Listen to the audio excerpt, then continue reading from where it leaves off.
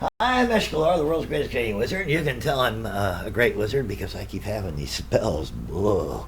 Anyway, today I want to talk about an interesting concept that I come to, honestly, it's rare, but it's a story of the overworld. That's right.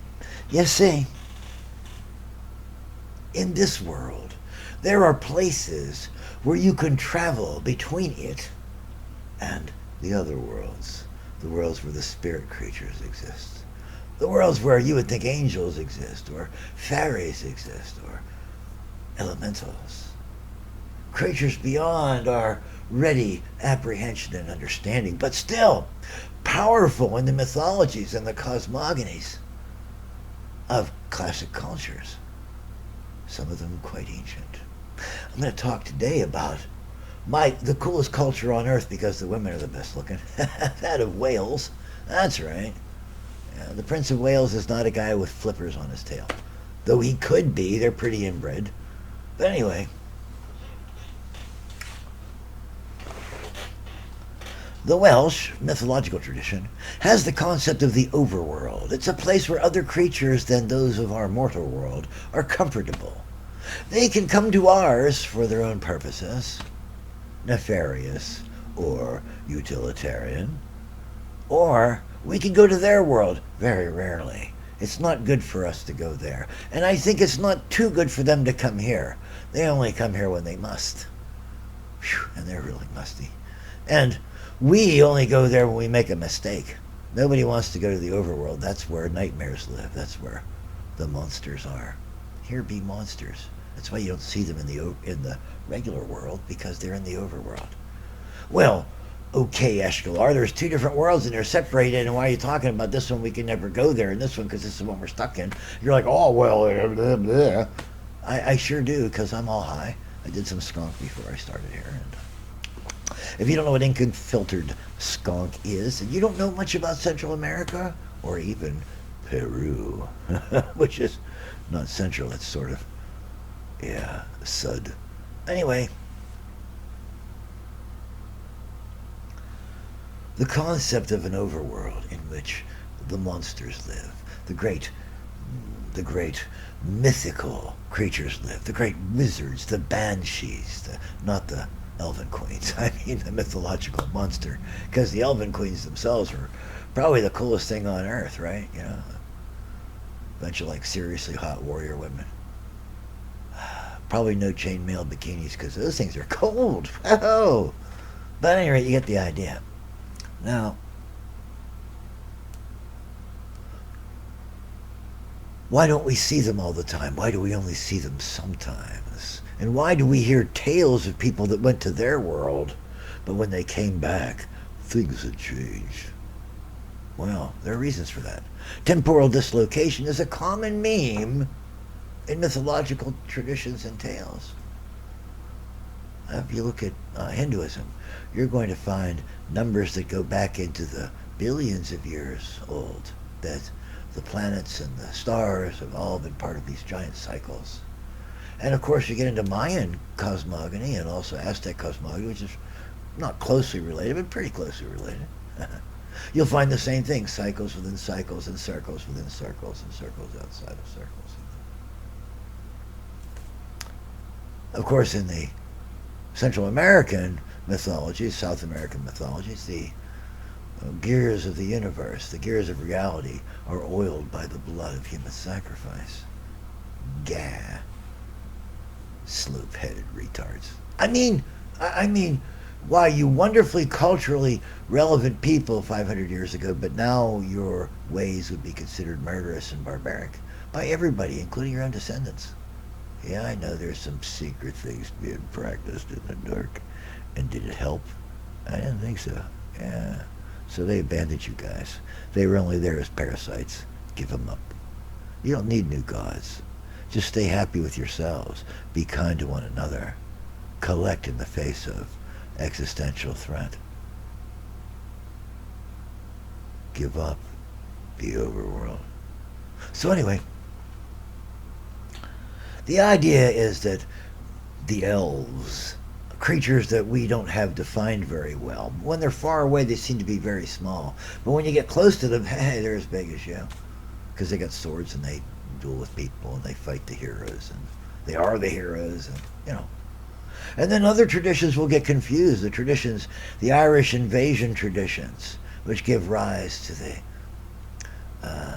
the Faumois, right? The underground people, the low people, those that were here before. Balor, who does not want you to return. Go away from my shores and come bother me no more.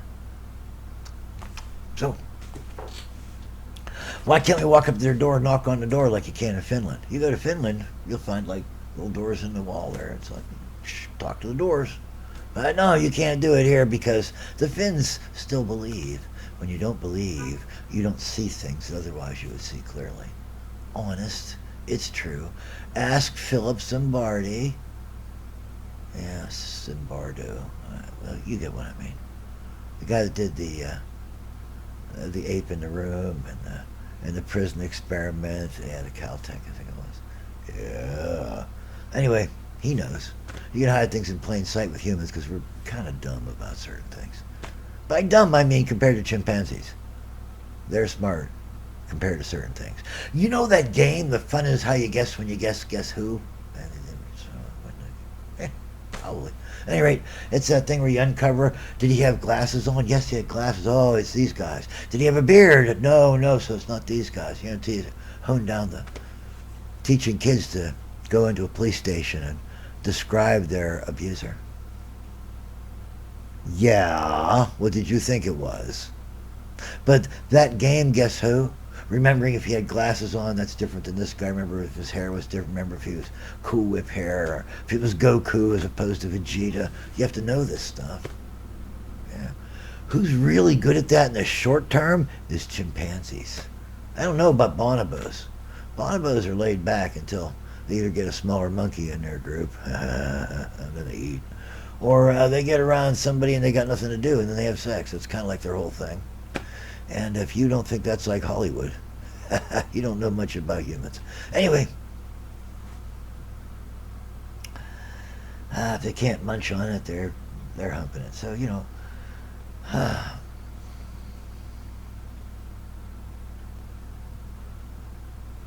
when you come to a fairy glade, in a fen, in a deep forest, you'll find a tree has fallen. One of the giants has fallen. Its moss-covered trunk in shards now with big gaping holes and rotted wood showing. And there's a creek burbling through it and moss everywhere. And then ferns, yeah, and other deep forest low-light plants. But because this large tree has sometime in the distant past crashed through the canopy, there's a hole and the light comes in. So rather than the green eternity of the forest, you are suddenly faced with the glory of the sunlit day. Let us bow down and worship our Savior, the life-giving whatever. Just kidding. So anyway, but that's the way you feel if you have that kind of mentality. You like walk in, you've been tramping through a cold, wet forest, and you come to this opening. And you step through the vines and the poison ivy, because there's always something like that at a verge. You step through the jagger bushes, you know, thorn bushes, and the nettles, and you come there, and you're standing there, and there's like the bones of that great tree are still there, like those of a dinosaur after the KT extinction event, whatever that means. I wasn't there. Were you? No. So don't say you were. Don't act like you know, because you don't. The whiplash of the sea bottom, the wave traveling through would be a physical wave that would displace water in such a way it would crush all the fish above it. You guys don't pay attention to your own ideas. You just cherry pick. Every animal, every organism in the ocean would have been dead within the length of time it takes for those waves to travel. Yeah. When the sea bottom moves 20 feet in what humans would consider instantaneously, yeah, that means it tries to apply pressure to water. Water is non-compressible. But the weight of the water will now be the water coming down and the water going up, because boom, and this is already there from gravity. And that'll just squash everything in between. You don't think about that, do you? Because it doesn't get you funded. I know. But I love you. Come to my house, I'll pat you on the back. Say, it's okay. You can cry. Would you like a Pepsi? So anyway. But you take this forest giant that has crashed to the forest floor, and there are old table rocks from the ice ages around, and there's moss covered everything, and there's sunlight streaming through it, because here's a place where the sun can pierce the canopy. And so you have glittering, gleaming everywhere. And the insects that fly, they seek those gaps in the trees to mate. Whew, they spiral into the sky in columns of love. And then they die. It's so romantic. I'm glad humans aren't like that. We can repeat the process, and sometimes with variety. Yeah, it's a whole trope. I know. It's a several billion-dollar industry, I'm pretty sure. So anyway, but it must seem to the traveler as though he has crossed a barrier into another world, because he's been in the green eternity. Everything smells wet or rotten, and it's all dead leaves and dead brush and the bones of things, and dead fall even, the tree branches that crash down to the ground when you're not looking, sometimes on your head. That happens in Oregon. That's why the people in Oregon are smarter than we are, because the ones that lived were wearing helmets. This is the A material. So anyway, when you cross over into that moment, you've now entered. You've left the forest. You've crawled through its ramparts and protections, all the jagger bushes and the nettles and the poison ivy, and you've entered this glorious clearing. Pardon me, God, for using the word glorious without appending it to you immediately, but you'll understand. This lovely cacophony of light and its action on things that aren't supposed to see it. It's just, wow. It's as though you travel to another world. You've entered the overworld. These are the places where they feel that the fairies have their court, where the monsters might be found. But the other one is at crossings, bridges, crossroads. I went down to the crossroads, tried to flag a ride. Yeah, you tell us about it, Robert. And you met a creature from the overworld there at the crossroads. That's what that tradition is about. Because a crossroads is your certainty has met three potentials. A mystery, a mystery, a mystery. What might lie beyond it? Well, I'm going here, so the mysteries are here and here. I walk across the bridge and I look over the side and I see the fairies in a procession carrying lights up the water through the fog. Oh yeah, cool stuff. Anyway, so we place the creatures that we want to believe in but we can't see in the overworld where they can't be found unless you're specially sensitive, or maybe you've been touched by it somewhere, or maybe you're a changeling child. No wonder you're so crazy and your mother is at her wit's end. You're born to fairy and you're not there. Weird. So, there is a god of crossings that we variously call Janus, I think, and some others. And that god is supposed to look forward and backward, perhaps in time. Here's what I know, here's my certainty, here's my uncertainty. Or perhaps he's walking this way and he's looking out into the mysteries, into the overworld, and seeing things that we can't see. Now, why would creatures of the overworld come to us? Well, it's obvious. Humans are weird, right? So they come to us because the women are hot, because there are magic items they can't reach from inside their world. There are ancient ruins that somehow heal them, or perhaps that they feel compelled to be swathed in. Maybe some of them are predators, and they come here, to prey upon the minds and the souls of humans. Perhaps they send us bad dreams in our sleep. It's a common concept in shamanism, and chemical shamanism is, well, most shamanism is chemical in one way or another. Directly chemical shamanism. Gulp, gulp, gulp. Oh, I'm there now. That's what I mean. Instead of spinny whirly, spreading to the gods upside down, going, whoa, whoa. That's a different kind of chemical dependency. I mean, sorcery. Shamanism. That's, yeah, that's what I was looking at. So,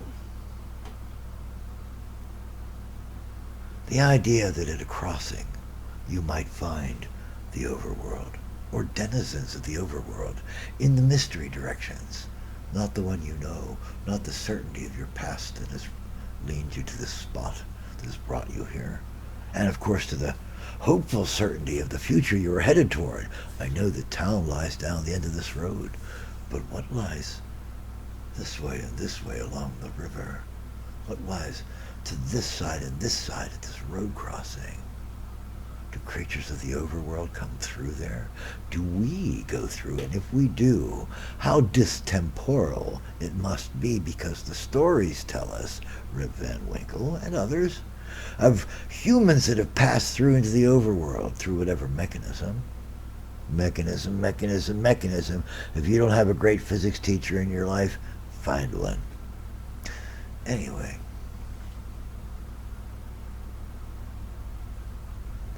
That you might find them in their world.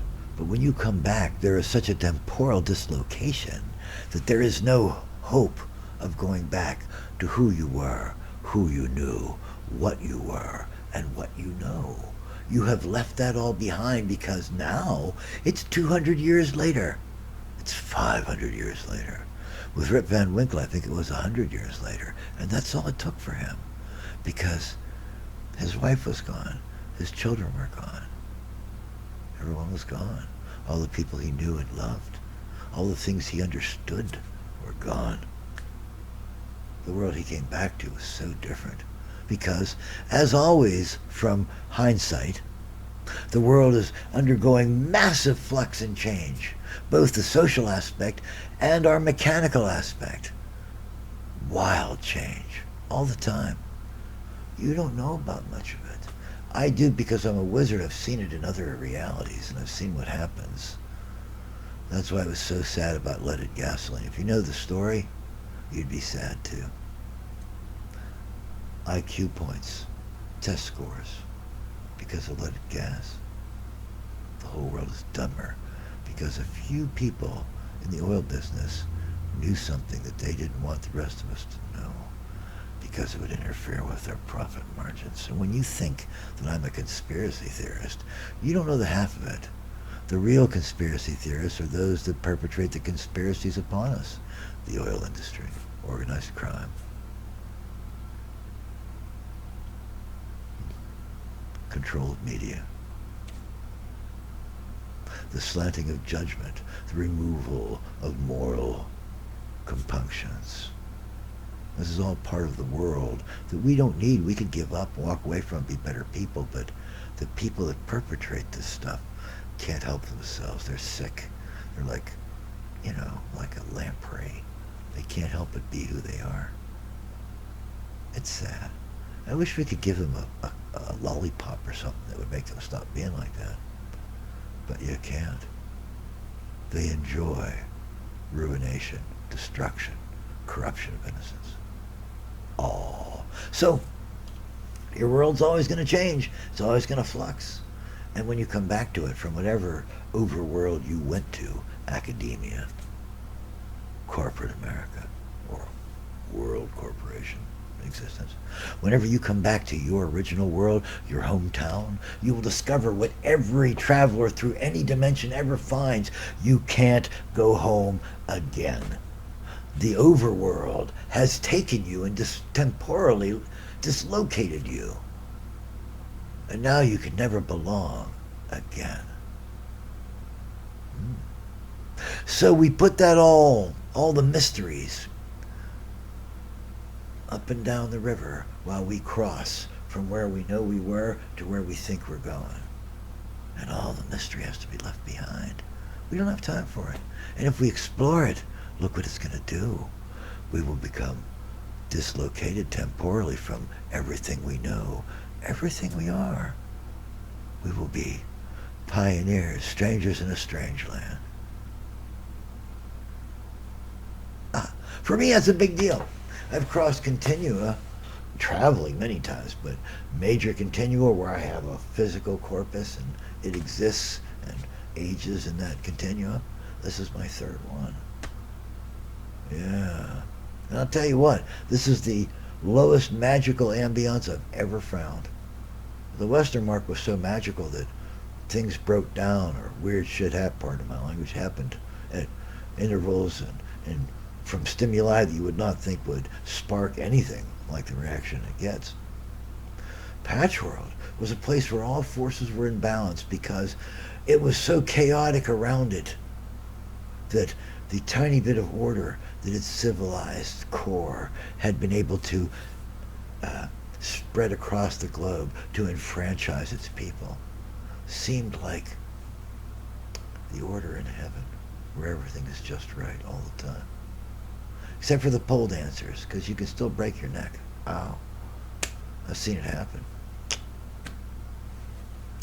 And where a pole dancer with a broken neck could be more tractable to your advances, that's only because of, what's the word?